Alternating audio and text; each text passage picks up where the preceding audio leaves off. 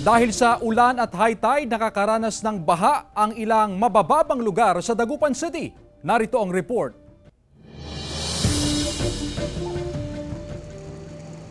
Ganito ang sumalubong sa mga motorista sa MH Del Pilar Street sa Dagupan City mag-alas 11 ng umaga kanina. Abot din ang baha sa may AB Fernandez Avenue. Ayon sa City Disaster Risk Reduction and Management Council o CDRRMC, ang baha ay dulot ng high tide, bagyong Guring at habagat.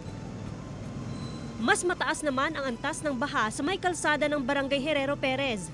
Kaya pahirapan ang pagdaan ng mga motorista. Ganito rin ang sitwasyon sa may Zamora Extension. Possible itong mga barangays ng Herrero Perez, parts ng Mayombo, parts ng Pugo area, tapos mga Lasik area po natin, tapos dito sa may Bacayao. So ito naman yung areas naman natin na talagang prone sa pagbaha at itong mga sisipatalan ay ito yung mga unang-una na nababaha. Pinasok naman ng baha ang bahay ni na June sa Barangay Herrero Perez. Aburido sila ngayon sa pagtaas ng gamit at paglimas ng tubig. Pag walang ulan, kahit high tide, walang tubig naman. Mataas na kasi yung drainage. Tapos ito, mababa na kami. Yung sa likod namin, ilog.